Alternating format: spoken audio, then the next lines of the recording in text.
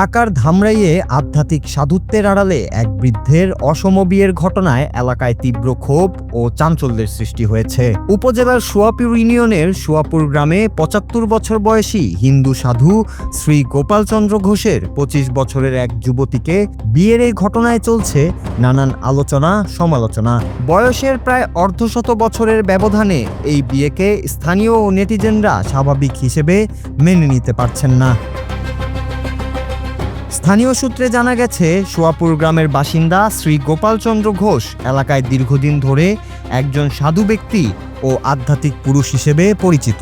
সম্প্রতি তিনি সাভার এলাকার ২৫ বছর বয়সী ময়না সাহা পূজা নামের এক তরুণীকে বিয়ে করেন। চাঞ্চল্যকর তথ্য হলো, ওই তরুণীর মা দীর্ঘদিন ধরে গোপালের আধ্যাত্মিক গুরু ছিলেন। সেই সুবাদে গুরুকুলের পবিত্র সম্পর্কের সুযোগ নিয়ে এবং পরিবারের সাথে ঘনিষ্ঠতার সূত্র ধরে এই অসম বিয়ের পিঁড়িতে বসেন ওই বৃদ্ধ।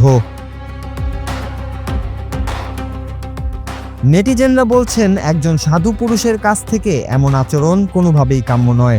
আধ্যাত্মিকতার দোহাই দিয়ে ২৫ বছরের নাতনি বয়সী এক মেয়েকে বিয়ে করাটা সামাজিক ও নৈতিক অবক্ষয়ের চরম রূপ।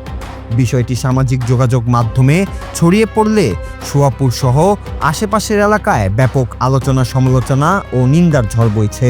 একজন সাধু ব্যক্তি হয়ে নিজের বয়সের চেয়ে ৫০ বছরের ছোট এক যুবতীকে জীবনসঙ্গী করায় তার অনেক ভক্তই চরম বিব্রত ও ক্ষুব্ধ। এদিকে ঘটনাটি সামাজিক যোগাযোগ মাধ্যমে ছড়িয়ে পড়লে নেটিজেনদের মাঝেও তীব্র ক্ষোভ ও নিন্দার প্রতিক্রিয়া দেখা গেছে।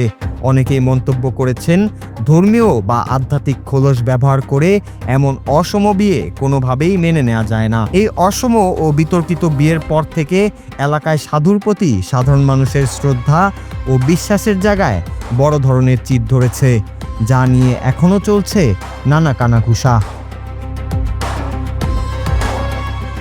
নূর Raju, Bangla TV, news desk.